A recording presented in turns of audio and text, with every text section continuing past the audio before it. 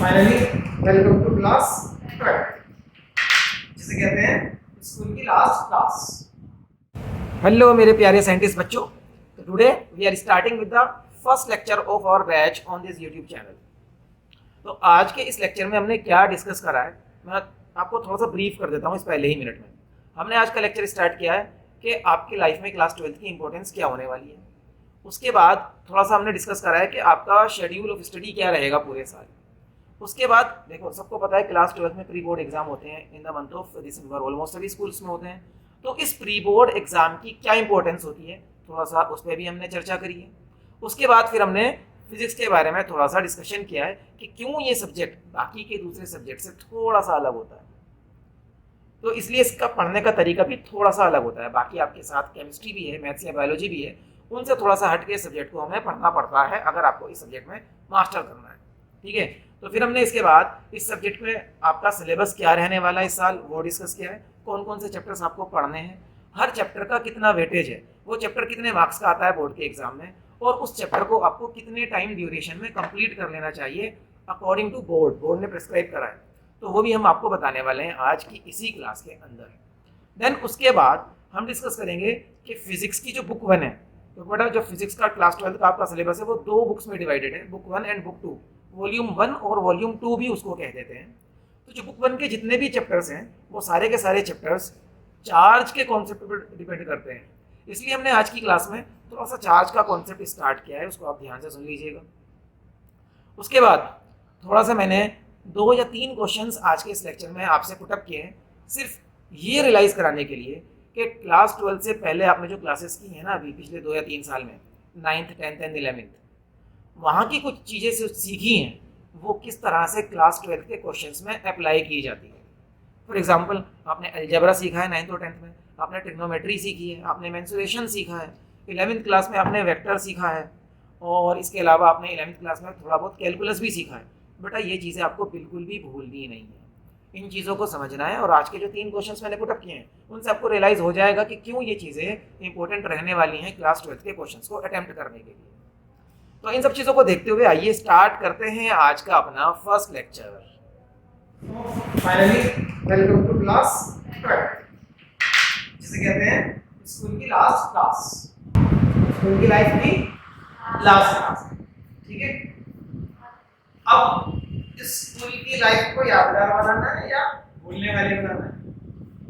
यादगार बनाना है ना। देखो, इस क्लास की सबसे पहली इंपॉर्टेंस ये है कि आपने क्लास 11th तक अपना एकेडमिक्स जैसा भी जिया हो उसे बदला जा सकता है। फॉर एग्जांपल, दो तरह के बच्चों का आप एग्जांपल ले सकते हैं। फॉर एग्जांपल, आप एक ऐसे स्टूडेंट हो जो अभी क्लास 1 से लेकर क्लास 9 तक बहुत अच्छा स्कोर करते हो, सबके नजर में बढ़िया पढ़ाओ, अच्छे सबको लग रहा है बढ़िया बनोगे, किसी अच्छा पढ़ते हो, ठीक है। लेकिन क्लास 12 में गलती से 55 या 60% आ गए, क्या होगा? यही स्टैंड रहेगा तुम्हारे ऊपर। जब भले ही आपने पिछले 11 साल इतने भी अच्छे मार्क्स लाए, अगर गलती से इस क्लास में कम मार्क्स आ गए तो स्टैंड यही करना है। और इसका उल्टा स्टूडेंट भी है जो पिछले 11 साल से ज्यादा रगड़ के पास हो रहा था, और अगर वो भी ऐसी गलती कर ले कि गलती से वो इस क्लास ज्यादा अच्छा पढ़ ले और उसके 90s में आ जाए तो उसकी तो लाइफ उधर जाएगी। ऐसी क्लास है, इस क्लास की इंपॉर्टेंस ये है, आपका पूरा एकेडमिक जो है वो बदल सकता है इससे, अच्छे का बुरा और बुरे का अच्छा हो सकता है। ठीक है, सबसे पहले इंपॉर्टेंस तो ये है इस क्लास की। दूसरी इंपॉर्टेंस इस क्लास की ये है कि इस क्लास के मार्क्स के बिहाफ पे आपकी आगे की लाइफ डिसाइड होने वाली है, और ये हार्ड रियलिटी है, मैं बता रहा हूं आपसे। क्योंकि किसी भी कॉलेज में आपको एडमिशन चाहिए, क्या दिखाया जाएगा? आपकी मार्क्स, अच्छे मार्क्स अच्छा कॉलेज, बुरे मार्क्स बुरा कॉलेज, सिंपल सी कहानी चलती है। अगर आप कहीं पर एंट्रेंस देकर भी एडमिशन लेना चाहते हो तो एंट्रेंस में अच्छी रैंक पे तो अच्छा कॉलेज मिलता है, और अच्छी रैंक किसके, जिसके टोटल बुरे मार्क्स आएंगे उसकी अच्छी रैंक आ जाएगी क्या? खुद ही सोच के देखो, ठीक है। तो क्लास 12 बहुत ज्यादा इंपॉर्टेंट रोल प्ले करेगी आपके आगे वाली लाइफ में, बहुत ज्यादा इंपॉर्टेंट।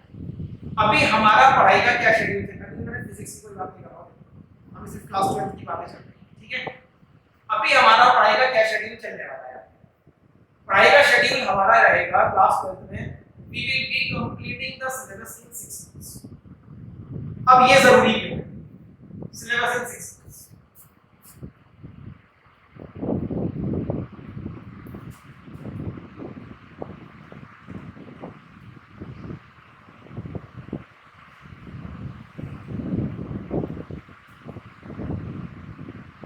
अक्टूबर हम डेडलाइन लेकर चलेंगे अपने सिलेबस को कंप्लीट करने के लिए। अब ये जरूरी इसलिए है, देखो क्लास 12 का पैटर्न कुछ ऐसा है कि आपके कुछ स्कूल्स में नवंबर के लास्ट में या फिर कुछ स्कूल्स में दिसंबर में एक एग्जाम होते हैं प्री बोर्ड्स। सिलेबस कितना आता है एग्जाम से?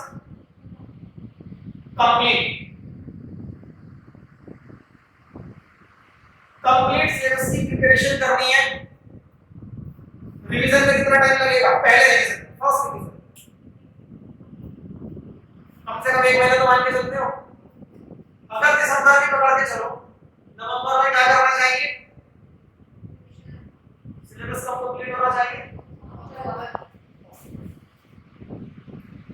अप्रैल, मई, जून, जुलाई, अगस्त, सितंबर, अक्टूबर हमने मार्जिन पे ले लिया है, काउंट कर लिया है उसको। बोल के चलते हैं 6 मंथ में कंप्लीट करेंगे, बट होता नहीं है। ये सुन लो क्यों नहीं होता है।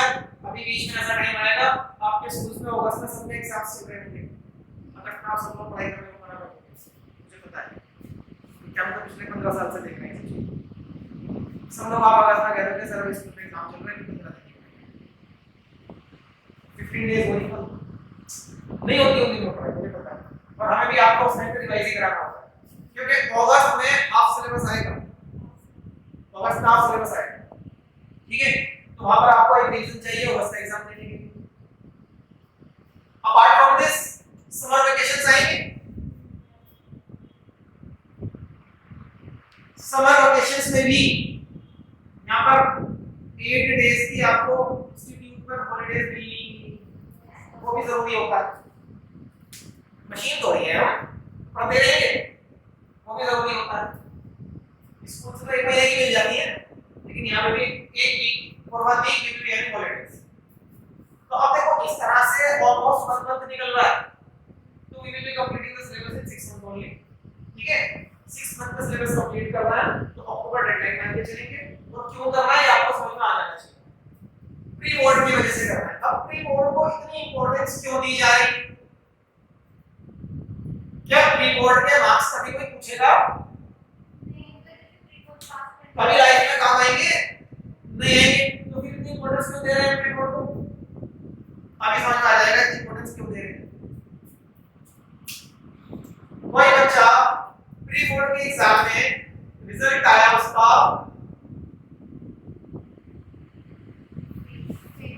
बताओ क्या लिखा है? बताओ क्या लिखा है? मेंटली डिप्रेस्ड होगा ये। इसे 2 महीने बाद बोर्ड एग्जाम में बैठना है जाके। दिसंबर में फेल हो गया, फरवरी में बोर्ड है, क्या हालत होगी इसकी? हो जाएगा इसका बोर्ड अच्छा, झगड़ के मेहनत करेगा तब जाके कुछ पास हो जाएगा, ठीक है। इसका रिजल्ट हमें पता है बोर्ड में क्या आने वाला है, इसका रिजल्ट बहुत अच्छा नहीं आएगा। और जो यहाँ न सिर्फ पास नहीं होगा, वो क्रॉस कर लीजिएगा, जो यहाँ पास हो गया उसकी क्या हालत होगी? जो प्री बोर्ड पास कर लेगा उसका कॉन्फिडेंस हो जाएगा हाई, वो बोलेगा अपने आप से कि अगर मैंने प्री बोर्ड पास कर लिया है, बोर्ड में तो मैं इससे अच्छा ही करूंगा। और जो यहाँ फेल हो गया उसका कॉन्फिडेंस हो जाएगा लो, वो ये बोलेगा जब मेरे से ये नहीं हो रहा तो मेरी हालत क्या होगी बोर्ड में। इसलिए प्री बोर्ड को इंपॉर्टेंस देनी पड़ती है, अदरवाइज प्री बोर्ड के मार्क्स कभी कोई नहीं पूछने वाला। प्री बोर्ड की मार्क्स उठा के फाड़ दोगे ना तब भी मुश्किल होगा, ठीक है। बट वो हमारे अपने मेंटल लेवल पर हमारे ऊपर बहुत असर डालने वाला है, इन बातों का भी ध्यान रखिएगा। That is why we are designing such a curriculum कि हम प्री बोर्ड के लिए भी 1 महीना कम से कम निकाल लें रिवीजन का, इसलिए हम इसको डिजाइन करके चल रहे हैं, ठीक है। ये तो अभी बात हो गई आपके क्लास 12 की पढ़ाई कैसे करनी चाहिए, अभी हमने सब्जेक्ट के बारे में पर्टिकुलरली कुछ नहीं बोला। अब थोड़ा सा फिजिक्स से ओरिएंटेड देखते हैं, क्योंकि we will study physics in this batch. तो फिजिक्स की पढ़ाई कैसे होगी उसको देख लेते हैं, फिजिक्स का सिलेबस क्या है उसको देख लेते हैं। हमारी फिजिक्स की हालत कैसी है उसको देखते हैं।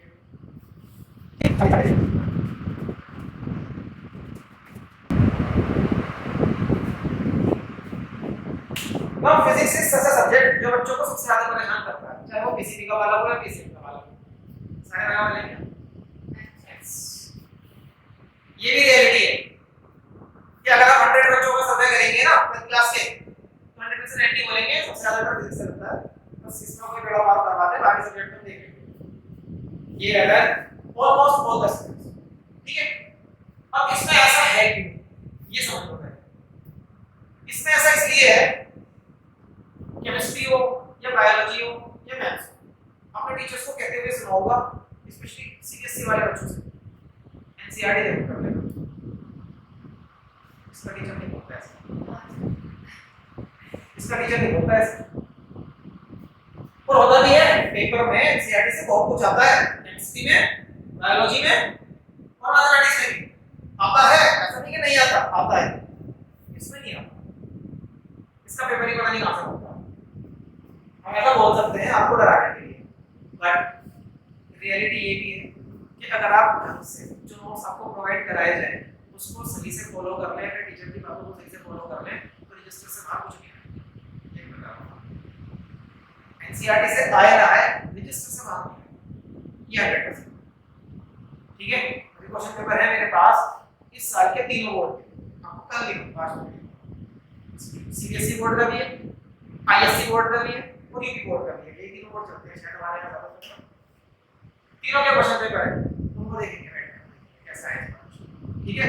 और एक बार लास्ट ईयर के किसी स्टूडेंट के रजिस्टर भी देखेंगे, कोई सब चीजें रजिस्टर में आएंगी, रजिस्टर से बाहर नहीं आएगा, तो रजिस्टर मेंटेन करना बहुत जरूरी है। रजिस्टर आपको 100% मेंटेन करना है, रजिस्टर को धोखा मत देना, मतलब अपने आप को धोखा देना, ठीक है। रजिस्टर को मेंटेन कीजिएगा, अगर गलती से किसी दिन छुट्टी हो गई है उस दिन का नाम अपने फ्रेंड से मांगकर रजिस्टर में जरूर कर दिया करो, ये है पढ़ाई करना। अगर आप ऐसा कर रहे हो तो ठीक है। सिलेबस क्या है और इसको किस तरीके से हमें कंप्लीट करना है, ये देख। Syllabus is divided into the chapters of electrostatics, आपका फर्स्ट चैप्टर होगा। Second one is current electricity, अच्छा आप उनको यूनिट्स भी बोल सकते हैं, ये यूनिट्स हैं। Second one is current electricity, third is magnetic effects of current and magnetism, fourth is electromagnetic induction and alternating currents, fifth one is electromagnetic waves। यहां पर आपकी कंप्लीट हो जाती है बुक 1, दो बुक्स है ना, पता है आपको, बुक 1 कंप्लीट हो जाती है, अभी बता देता हूं। देन नेक्स्ट इज ऑप्टिक्स, जिसके अंदर दो पार्ट है, चलो दोनों के नाम लिख देता हूं, ray optics and wave optics. Then we come to dual nature of matter and dual nature of radiation. इसके बाद आएगा atoms and nuclei, and the last we will be having semiconductor devices।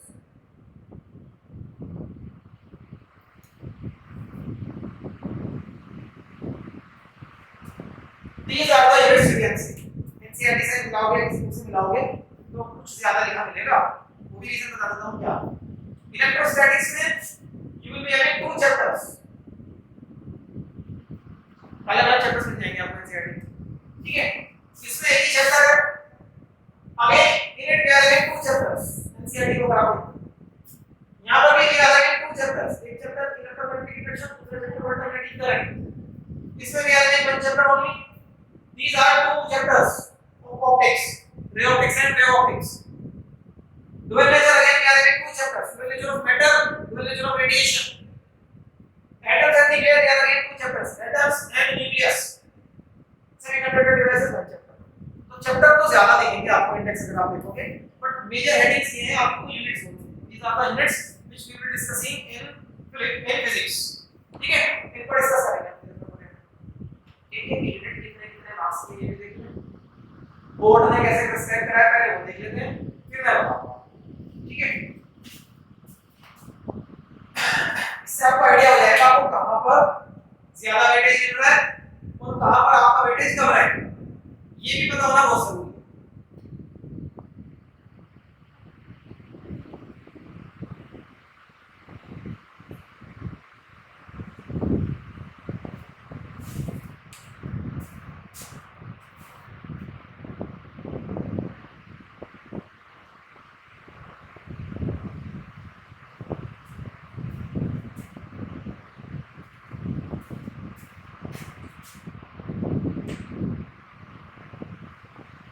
Marks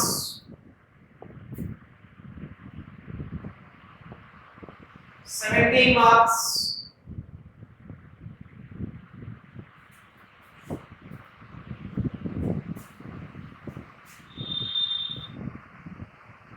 18 marks यहां तक आएंगे आपके।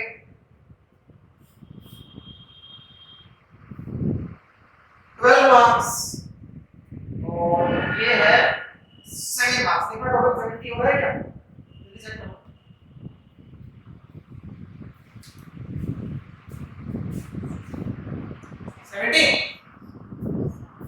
70 marks का paper आएगा ना, 70 हो रहा है, कैलकुलेटर कर रहे हो, ऐसे हो जाएगा। ये बोर्ड ने बताया इस तरीके से मार्किंग है। अब देखो बोर्ड ने तो कह दिया कि ये तीनों चैप्टर 16 मार्क्स के आएंगे, क्या मुझे अलग अलग भी पता चल सकता है? यस, अलग अलग भी पता है, ये मैं आपको बताऊंगा। इलेक्ट्रोस्टैटिक्स का वेटेज अप्रोक्सीमेटली 9 है और इसका वेटेज अप्रोक्सीमेटली 7 है, करंट इलेक्ट्रिसिटी। ठीक है, ये आपको कहीं लिखा ही नहीं देगा, आपको यूनिट वाइज बता दूं। अब बोर्ड ने बोला है ये 4 चैप्टर से आपका मैग्नेटिक इलेक्ट्रिक करंट अलग, मैग्नेटिज्म अलग, ईएमआई अलग, एसी अलग, ये सब मिला के 17 मार्क्स के हैं। लेकिन इनमें से आई कैन से कि ये वाला अप्रोक्सीमेटली 9 मार्क्स में चला जाएगा और ये वाला अप्रोक्सीमेटली 8 मार्क्स में जाएगा। 9 and 8 17, यहां से यहां तक 18 मार्क्स, बट ऑप्टिक्स अकेला 16 मार्क्स का होगा और ये सिर्फ और सिर्फ अप्रोक्सीमेटली 2 मार्क्स। 3 से ज्यादा कभी नहीं आएगा इलेक्ट्रोमैग्नेटिक वेव्स, 3 मैक्सिमम है उसके लिए। ठीक है, बाकी सारे मार्क्स ऑप्टिक्स में, और ऑप्टिक्स में भी आ गया जो भी ऑप्टिक्स की वेटेज है 16, 8 for way optics, 8 for way optics, अगर वेरिएशन हुआ तो 9 और 7 हो जाएगा, इससे ज्यादा वेरिएशन नहीं होगा। ठीक है, 12 nature atoms and nucleus 12 marks, जिसमें से 5 marks for 12 nature and approximately 7 marks for this chapter, और 7 का ये तो है। इस तरह से देखो ये सारे मार्क्स। अब आपको आईडिया है कि कौन से चैप्टर में कितनी वेटेज जा रही है। अगर तुम्हारा गलती से कोई चैप्टर छूट रहा है तो तुम्हारे कितने मार्क्स छूट गए तुम्हें पता है। ठीक है, इसको कॉपी करके जाना, इसको कॉपी करके देना। ये आपका सिलेबस है 12th क्लास का, जो आप अगले 6 महीने पढ़ने वाले हैं। This is the syllabus of class 12 and we will be starting with electrostatics.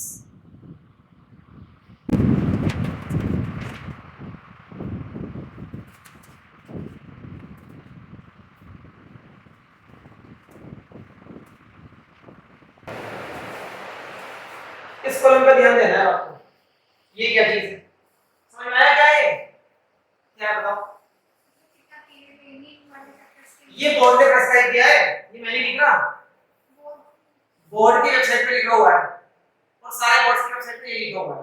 ऐसा नहीं कि सीबीएसई की लिखा होगा या यूपी बोर्ड की पे लिखा होगा, तीनों बोर्ड के वेबसाइट पे लिखा है। क्या लिखा है कि जब बच्चों को इलेक्ट्रोस्टैटिक्स पढ़ाई जाएगी उसको कंप्लीट करने में 26 लेक्चर्स लगेंगे, 26 पीरियड्स लगेंगे, ऑलमोस्ट अ मंथ। और किसी भी स्कूल में इतने दिन नहीं लगेंगे। अभी आपको बताऊंगा स्कूल की हालत क्या है। ठीक है, 15 डेज में करा देंगे, बोर्ड कह रहा है 26 डेज में करानी है,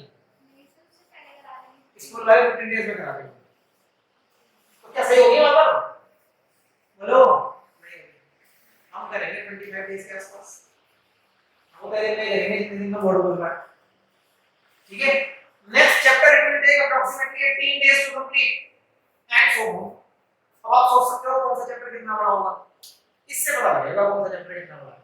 जिस चैप्टर के लिए बोर्ड ने बोला है 26 डेज, वो वाकई में बड़ा है, उसका वेटेज भी थोड़ा ज्यादा ही 9 मार्क्स का वेटेज। ठीक है, इससे मतलब 30 से 30 मतलब 15 डेज यहां है, 15 डेज यहां। ठीक है, तो ये पूरा आपका नंबर ऑफ पीरियड्स आ गए हर यूनिट के लिए।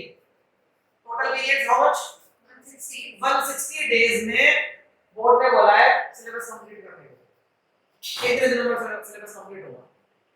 ठीक, अब जैसे मैं बोल रहा था कि आपको you will take 6 months to complete the syllabus, तुम्हें क्या लग रहा है जल्दी कर रहा हूं मैं या देर से कर रहा हूं?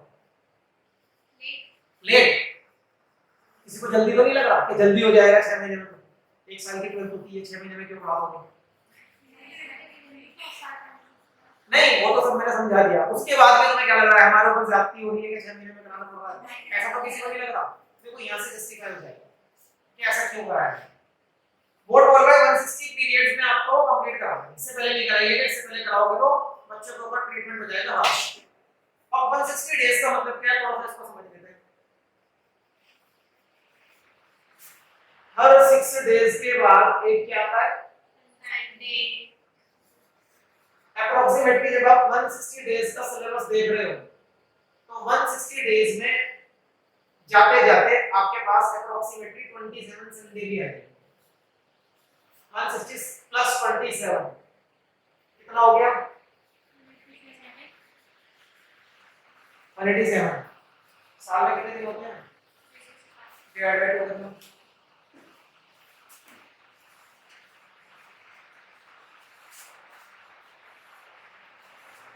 वन 183.5 है ना। बोर्ड के हिसाब से इतना टाइम लगेगा और हमारे हिसाब से भी इतना ही टाइम लगेगा, एक महीने में 30 दिन। ठीक है, 183 डिवाइड बाय 30 इज अप्रोक्सीमेटली 6। बिल्कुल बोर्ड के हिसाब से हमने अपनी कैलकुलेशन कर रखी है और बोर्ड के हिसाब से ही चलेंगे। ठीक है, संडे में नहीं आना, वो तो हॉलीडेज काउंट कर लिए बेटा, पढ़ाई तो इन दिनों होगी, लेकिन इन दिनों की पढ़ाई करते करते ये वाली छुट्टियां भी तो आएंगी, इन्हें कौन काउंट करेगा? काउंट तो इन्हें भी करना पड़ेगा ना। When you are studying from Monday to Saturday, Sunday तो आएगा ही, उसे काउंट नहीं करोगे, बस 6 ही गिनोगे। फिर मंडे में आओगे तो 7 बोलोगे या 8 बोलोगे? 8 बोलोगे ना मंडे में जब आओगे अगले। ठीक है, तो हमने बिल्कुल बोर्ड के अकॉर्डिंग अपनी कैलकुलेशन कर रखी है, उसी के अकॉर्डिंग पढ़ेंगे, उसी के अकॉर्डिंग पढ़ाएंगे, कोई दिक्कत नहीं है।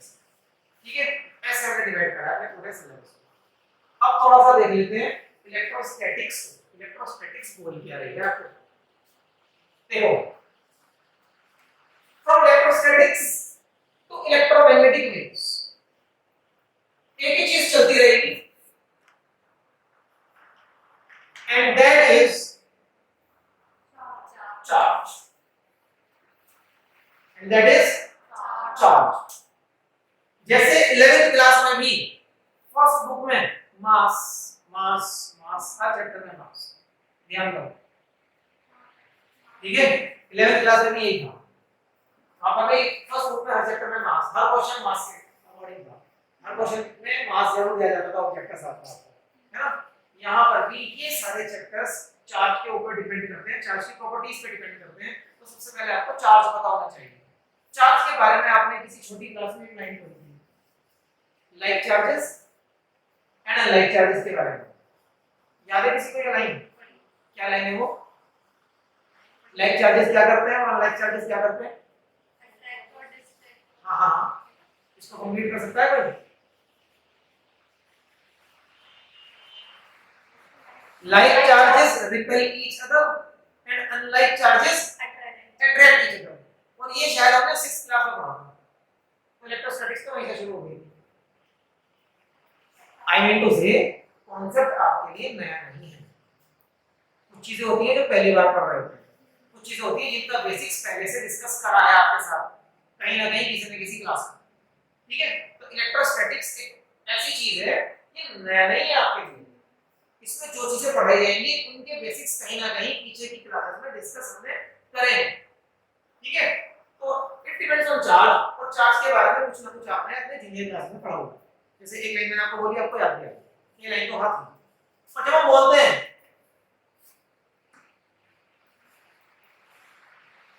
लाइक चार्जेस क्या करते हैं, रिपेल, एंड अनलाइक चार्जेस क्या करते हैं, अट्रैक्ट करते हैं एक दूसरे को। इतने से दो चीजें तो क्लियर है। Charges are of two types,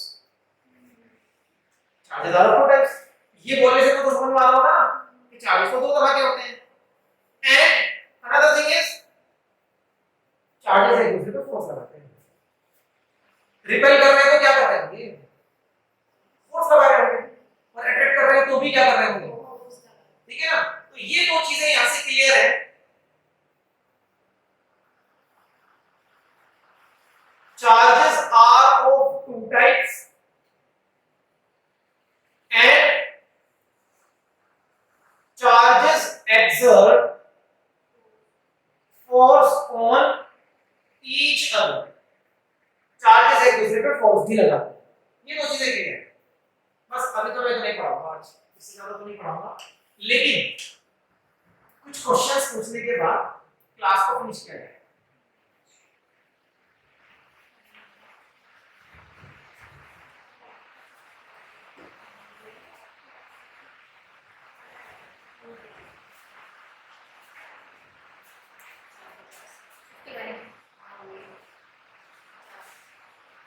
question पूछने का सिर्फ एक ही मतलब है यहाँ पर कि आपको कुछ चीजों को रियलाइज करवाना है, वरना कितना नहीं पढ़ाएगा क्वेश्चन पूछेगा, ठीक है।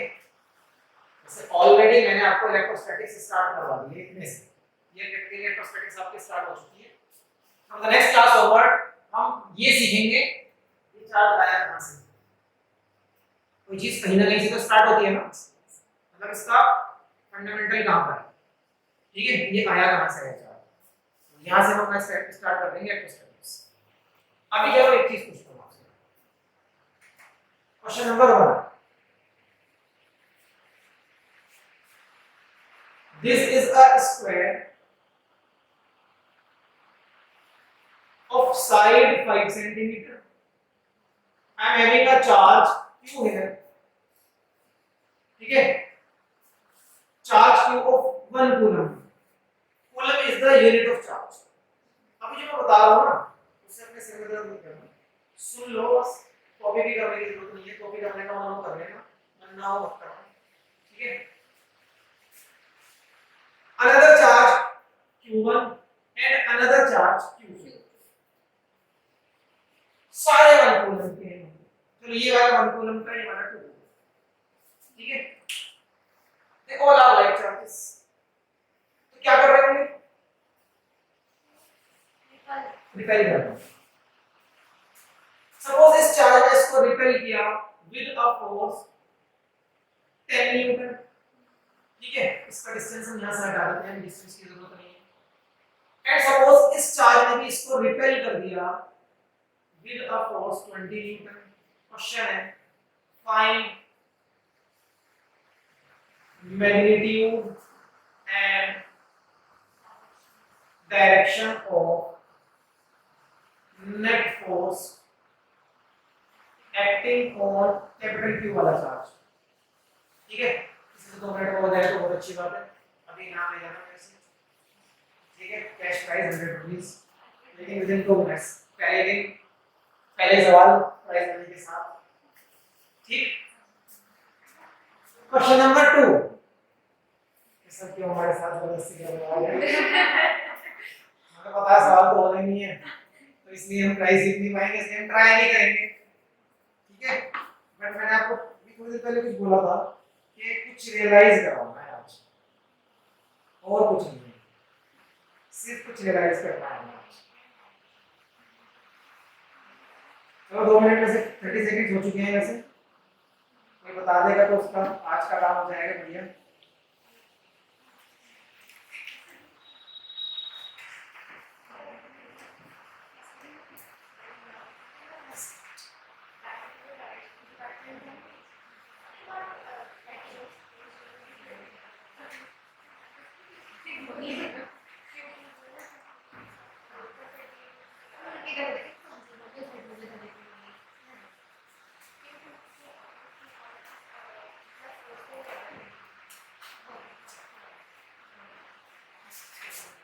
ये एक न्यूक्लियस है और ये एक इलेक्ट्रॉन है, तो बताओ मैंने क्या बनाया?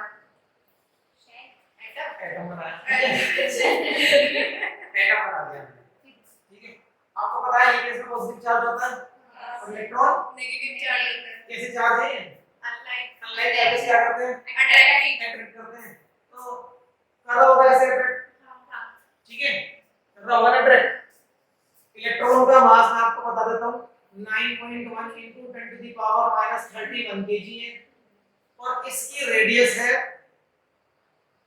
0.53 into 10 to the power minus 10 meters और ये जिस स्पीड से मूव कर रहा है that speed is 2.2 into 10 to the power 6 होगी। yes 2.2 into 10 to the power 6 meters per second। आपको बताना है find electrostatic force between nucleus and electron. Again same 2 minute 100 rupees.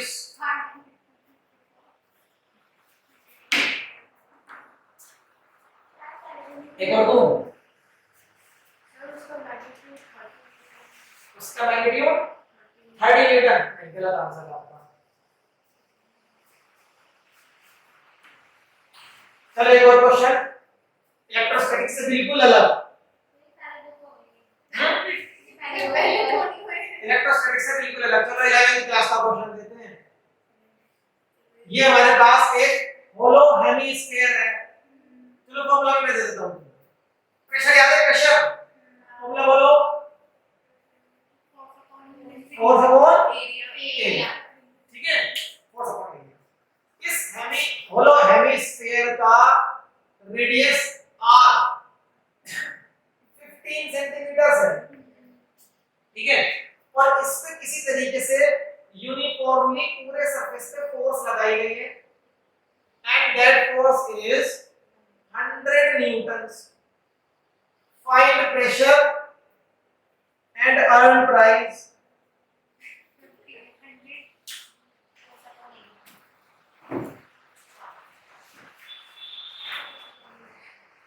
Two minutes.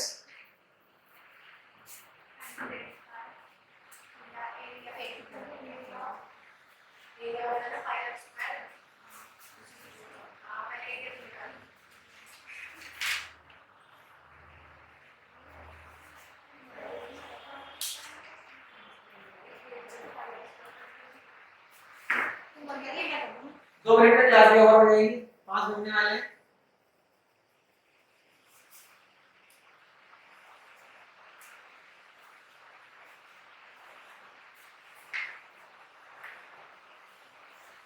आप जो भी सॉल्यूशन कर रहे हो आई वांट टू सी। कोई बात सर कितना हुआ वैसे टाइम पूरा हो चुका है ऑलरेडी। 3 minute is running. नहीं अभी भी गलत है। चलो कोई नहीं, ये क्वेश्चन करने के लिए दी नहीं है मैंने आपको। अगर आप कर लेते तो प्राइज मिल जाता, ठीक है। इनका क्लास 12 के सिलेबस से भी लेना देना नहीं है, ठीक। आएंगे ये क्वेश्चन, ऐसा नहीं है, लेकिन फर्स्ट डे के हिसाब से आपको लग रहा होगा कुछ ज्यादा मिल गया है करने के लिए, है ना। अब देखो इसके ऊपर क्या पूछा है? आपको क्या लग रहा है? इलेक्ट्रोस्टैटिक से होगा। एक पॉइंट पे दो फोर्सेस लग रही हैं, रिजल्ट पूछा है, वेक्टर से होगा। वेक्टर से होगा। these are two vectors, force is a vector quantity or not? yes magnitude किधर जाएगा? इधर जाएगा, जाएगा ना। और दो वेक्टर्स को कैसे सॉल्व करते हैं?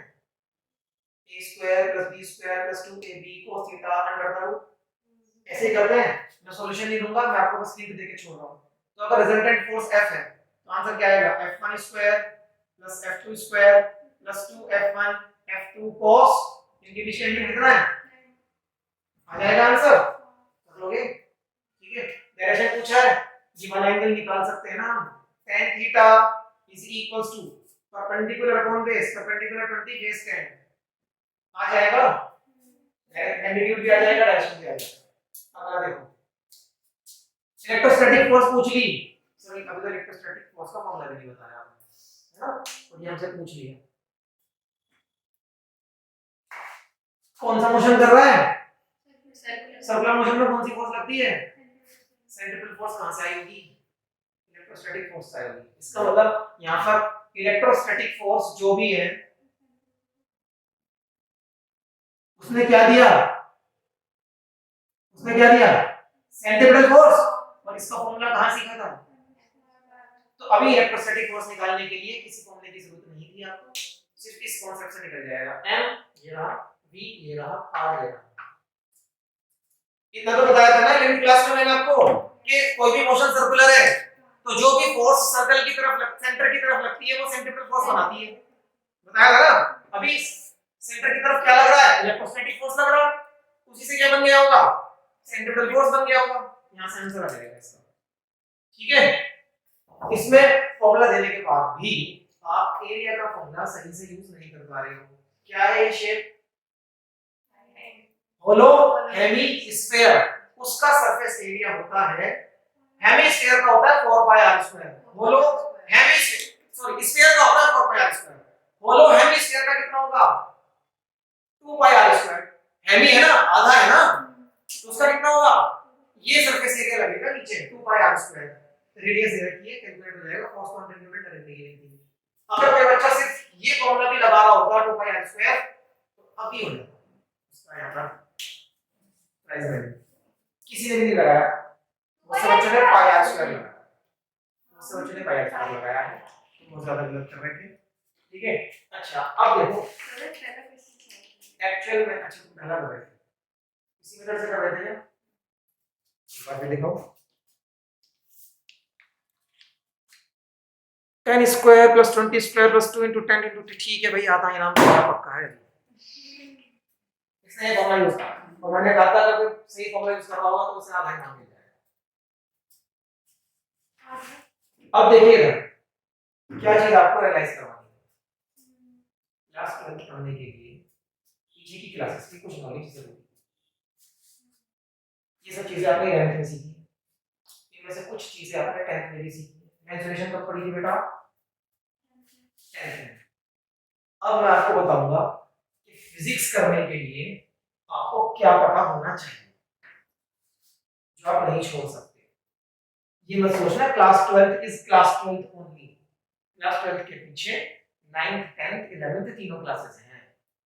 कहां से क्या याद रखना है सुन के जाओ। आज वेक्टर्स कौन सी क्लास में सीखा था, 11th में, भूल मत जाना वरना परेशान रहोगे, ठीक है। वेक्टर का क्वेश्चन है, ठीक। Mensuration class 10th mathematics, mensuration सारे फॉर्मूले याद रखिए। फॉर्मूले क्या है, एरिया, सरफेस एरिया, वॉल्यूम, ये सब चीजें चलती थी मेंसुरेशन में।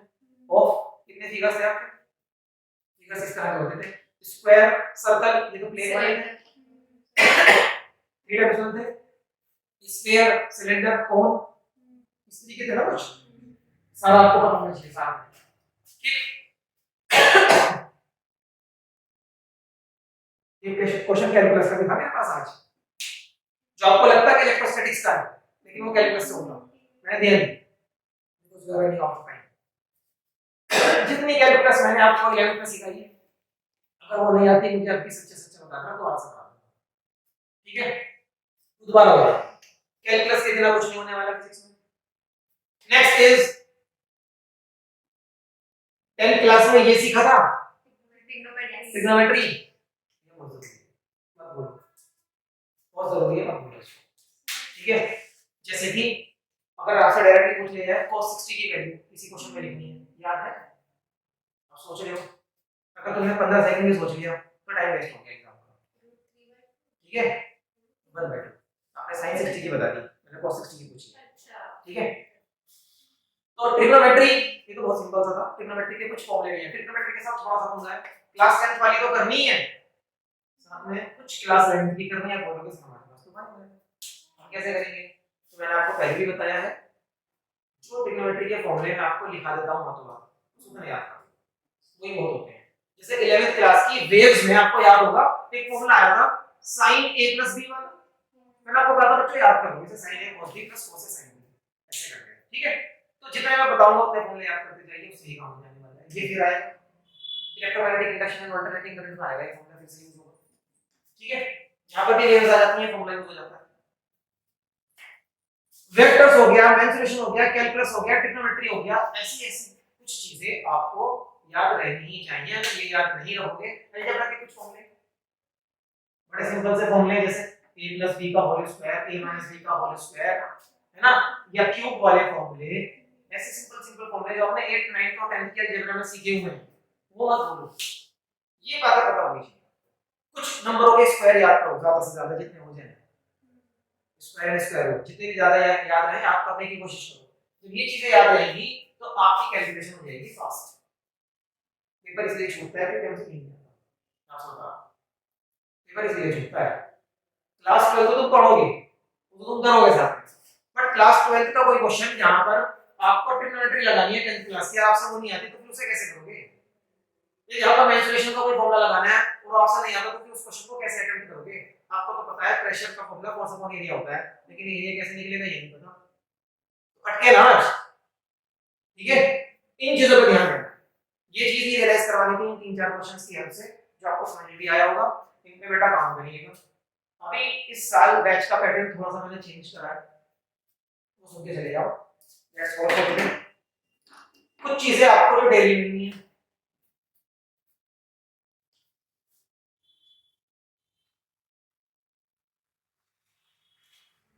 डेली प्रैक्टिस शीट्स आपको मिल जाएंगी, जो आज पढ़ाया आज उसकी प्रैक्टिस शीट ज्यादा बड़ी नहीं होगी, 1 to 10 क्वेश्चंस आपको डेली करनी पड़ेगी।